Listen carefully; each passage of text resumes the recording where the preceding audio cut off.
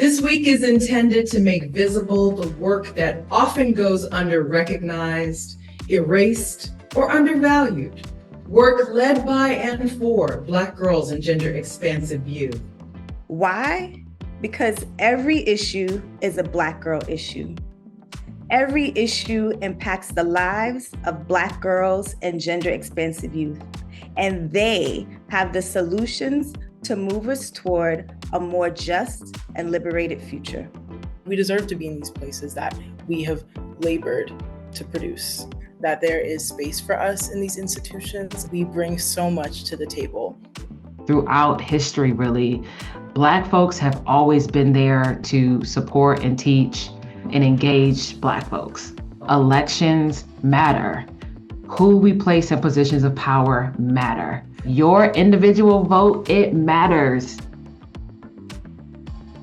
As a free Black girl, I get to shine my light as brightly as I possibly can and not have to worry about having to dim it because I'm making somebody else feel uncomfortable. In order to get an economy that loves Black girls, that loves Black women, that loves trans women, that loves all of us, then we have to change the way that we move money into our communities and in our companies.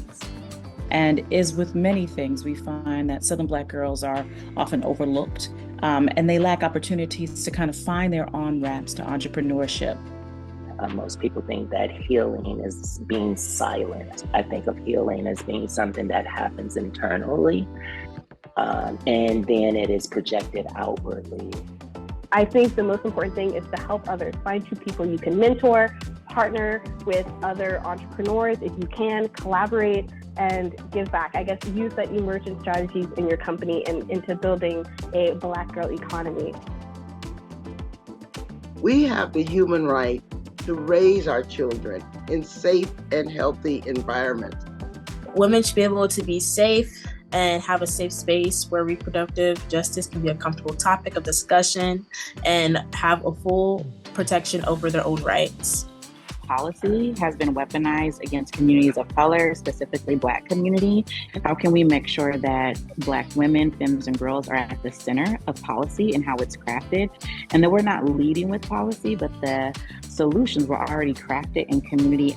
I think healing justice is the foundation of Black joy and Black liberation. I pray and hope and fight for a future where every Black girl, Black gender nonconforming youth, Black woman has autonomy over their bodies and has choice over their decisions.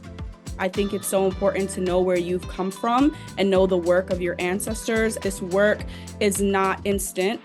This work is intergenerational. This work is forever. And so it's what I can do now that's going to impact someone next. And it's who I can look to for support and guidance and education when I do feel worried. As the chain of freedom stretches back towards your ancestors and forward towards your descendants. So just make sure the chain doesn't break at your length. We absolutely have to actively listen to and uplift their perspectives and experiences of Black girls and gender-expansive youth in political discussion. What does safety mean? Like, if you had to imagine what safety could look like for you, what safety would have looked like for you, and what safety maybe should look like, I don't know, maybe we can think about that together. Rest without anxiety, the freedom to exist as we are, show up as I am. The response when a young person is going through something is punishment. You're suspended, you have detention, instead of, you said, ask you a question of like, what could we be doing to support? And really making space for people to be nurtured and cared for and have their needs met. Right. And that takes money. But schools don't seem to want to spend the money on the caring stuff, but they're quick to spend the money on the metal detectors, the surveillance technology, the cops. It's so frustrating. Listening to Black girls and Black gender-expansive youth holds solutions for racial justice and bodily autonomy in schools and beyond. My love letter to Black girls, well, it is a celebration of your smarts and your talents when adults find a way to support rather than squash your dreams.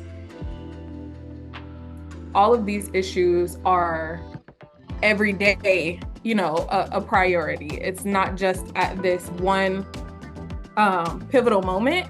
When we look back at our ancestors, there are people who were not in the position that we are in today. There was no Zoom, no Google Meets for us to even convene about these conversations. We were out petitioning the community. We were out in the streets, actually doing what we need to do to hold our community accountable. It's about making sure every voice is heard and every young person feels seen and valued. We have to make memes. We have to make TikToks. We have to do all of this cultural production to get people engaged. The richest person in your city, in your state, shouldn't be entitled to be the leader of your community. They're good at making money, doesn't mean that they're good at leading. The key is to be fervently consistent. People are being put into appointed positions, people are being put into elected positions, and there's so much political partisan and a lot of trivialized notions and information that's taking place in our society today. Elections don't just impact us on election day. We have to make sure that we're investing dollars into Black women, Black girls, and making sure that they're able to benefit on an equitable playing field. Equality is not enough. We're asking you to demonstrate your commitment to Black girls and gender-expansive youth by making a donation or a commitment to invest in the Black Girl Freedom Fund or one of the amazing organizations working with and serving Black girls in your community. What does Black Girl Freedom look like for me?